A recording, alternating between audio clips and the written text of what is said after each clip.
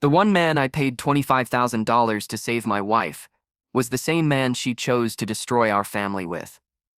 He was her addictions counselor. The one person meant to be her lifeline became the anchor that dragged us all to the bottom. They thought they had gotten away with the ultimate betrayal, but they made one fatal mistake. They never imagined that a man with a broken heart could also have a mind like a steel trap. And if you know that the best revenge isn't loud and explosive, but silent, patient, and surgically precise, then you're in the right place. Hit that subscribe button and turn on notifications, because you are about to witness a masterclass in karmic justice. Like this video if you're ready, and let's unravel how a single flawed sentence in a divorce agreement brought their entire world crashing down. 18 years. That's a lifetime. It's long enough to build a home, to watch 3 children grow from toddlers into tweens, to weave a life so intertwined with another person's that you can't tell where you end and they begin. For 18 years, my wife and I had that. We had the laughter, the family vacations, the inside jokes whispered after the kids were asleep. But we also had a shadow that loomed over everything. Her alcoholism. It was a thief. It stole her sparkle, it stole our peace, and it stole the trust we once had. There had been other indiscretions. Other affairs, blurry episodes fueled by the bottle that left deep, jagged scars on our marriage. But each time, I chose to believe in the woman I had married, the mother of my children. I held on to hope with a white-knuckled grip. So, when she finally hit a new low and agreed to get serious help, I didn't hesitate. I drained our savings, taking out a loan to cover the rest. $25,000 for a high-end rehabilitation facility. It was money we didn't have, but it felt like a small price to pay to get my wife back, to give our kids their mother back. It was an investment in our future. For a while, it seemed to work. She came out looking healthier, clearer. She was attending meetings. She was seeing a new addictions counselor, a man I'll call Dr. Evans. He worked out of a major, respected teaching hospital. He seemed professional, compassionate. He spoke about boundaries, about the long road to recovery. I felt a flicker of real, genuine hope for the first time in years. I thanked him. I paid his invoices on time. Every single time. I saw him as our ally, our partner in this fight. What a fool I was. The change was subtle at first. The late-night support meetings that went on a little too long. The way she'd guard her phone, angling it away from me with a casualness that was anything but. It was a familiar, gut-wrenching dance, and my stomach twisted with a dread I knew all too well. The final confirmation came not from a single text, but from the chilling, undeniable emptiness in her eyes when I looked at her. The connection was gone. She was somewhere else, with someone else. And my intuition screamed his name, Dr. Evans. The healer, the professional. The man I was paying to guide her away from self-destructive behavior. The confrontation was ugly. It wasn't a fiery explosion. It was the cold, quiet implosion of a dying star. She barely denied it. She was in love, she said. He understood her in a way I never could.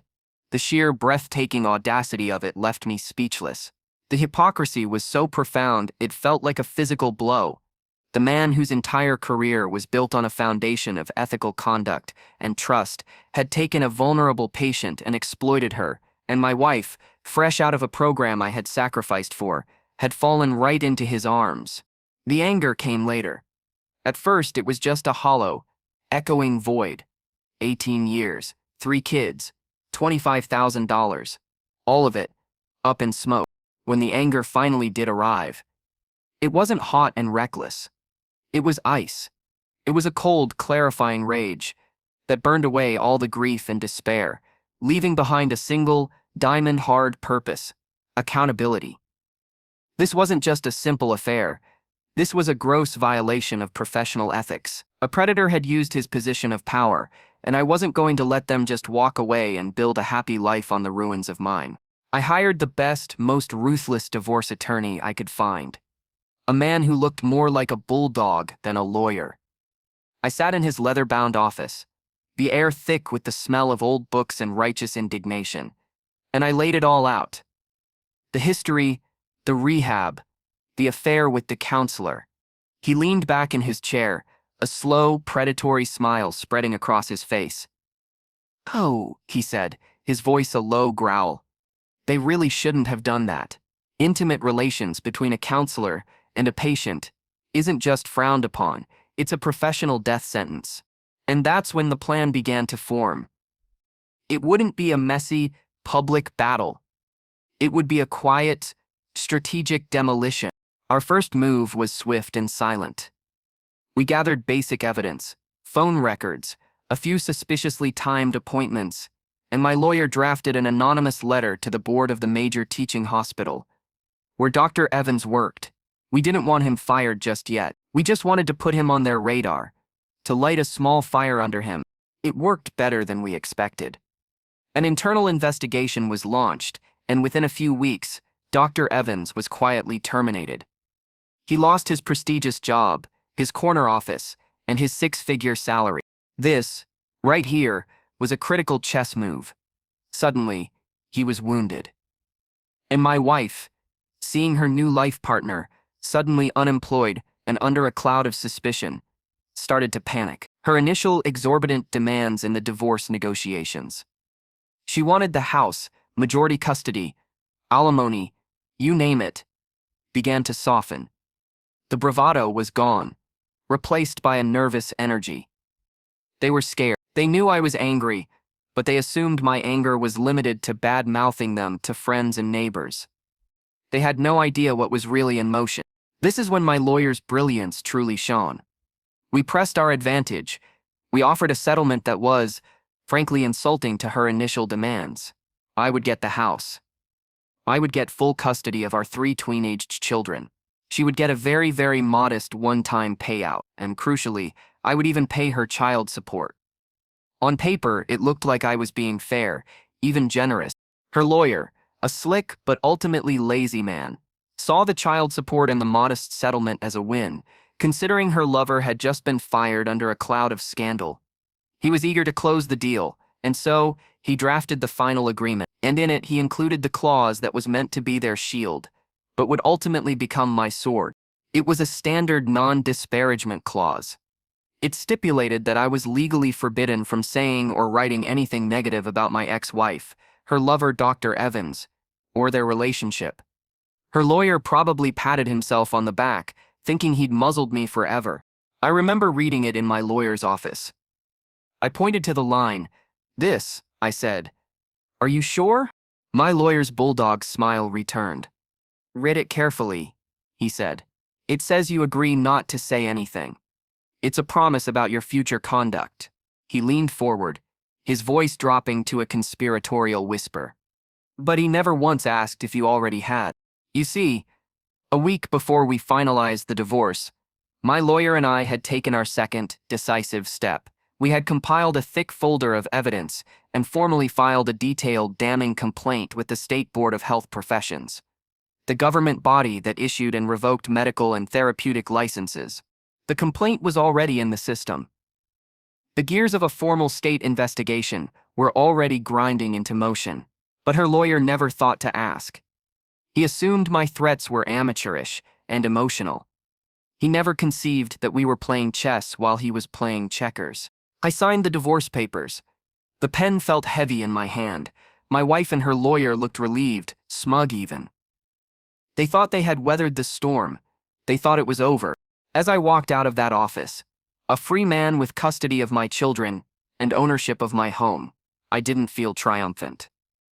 Not yet.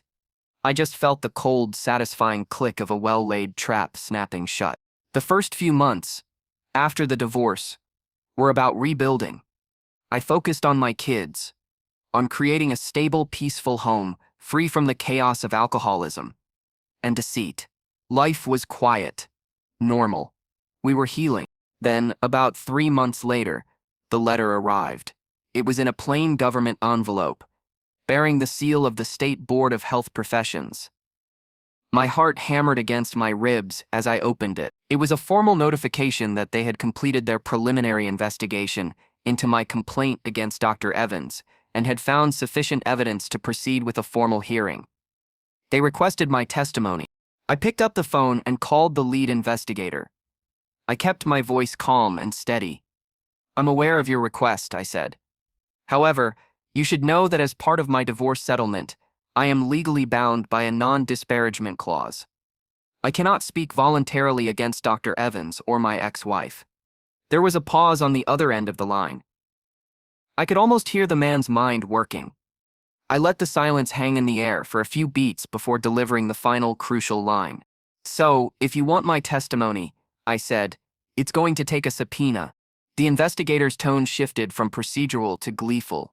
"Sir," he said, with an audible smile in his voice, "we would be happy to oblige." And just like that, the flawed little clause her lawyer had written to protect them was rendered completely powerless. A court-ordered subpoena doesn't ask for your permission. It commands your compliance. It trumps a private agreement in a divorce settlement. And my lawyer knew it would. The day of the hearing was gray and overcast, a perfect backdrop for the occasion. I saw them in the hallway before we went in. My ex-wife and her soulmate, Dr. Evans. He looked pale and drawn, his cheap suit hanging off his frame. The arrogance was gone, replaced by a raw, naked fear. My ex-wife shot me a look of pure venom. The realization of what was happening was dawning on her. She knew she'd been outmaneuvered. I didn't have to be dramatic or emotional in my testimony. I just had to be factual. I presented the timeline. I spoke of the rehab, the payments, the professional relationship that morphed into a clandestine affair. I was calm, collected, and armed with indisputable facts. I was simply a concerned citizen reporting a serious ethical violation to the proper authorities. The board stripped him of his license to practice. Permanently. They placed his name, his transgression, and his disciplinary action on the state's public register of sanctioned health professionals. A permanent, digital stain that would follow him anywhere he ever tried to work in the field again. He was finished. His career, the one thing that gave him status and an income, was annihilated in a single afternoon. Justice was served. But the story doesn't quite end there. There was one loose end. Dr. Evans's own wife. The woman he had cheated on while pretending to be a pillar of the community. In the early days of my own divorce, I had reached out to her. We were two strangers, bound by the same betrayal, and we decided to help each other. We traded notes. I gave her copies of hotel receipts my private investigator had uncovered from their affair. She, in turn, provided insights into his financial deceptions that proved invaluable to my lawyer. Our quiet collaboration ensured that both of us achieved fair, just outcomes in our respective divorces. It was a small, beautiful alliance, born from treachery. The frosting on the cake. Years passed. I would hear snippets of news through the grapevine. I learned that Dr. Evans and my ex-wife had burned through the money from his mother's inheritance, which she had received after we divorced. With no income and the money gone, the foundation of their true love crumbled. She divorced him, leaving him broke and professionally disgraced. He never worked as a counselor again. In the end, this wasn't just about revenge. It was about consequences. It was about ensuring that a man who abused his position of trust could never harm another vulnerable person again. My anger was the catalyst, but the outcome was pure, unadulterated justice, delivered not with a shout but with the quiet, inescapable power of the law. They built their relationship on a lie, and it was ultimately a single, perfectly executed legal truth that tore it all down. What's the most satisfying story of karma or clever revenge you've ever witnessed?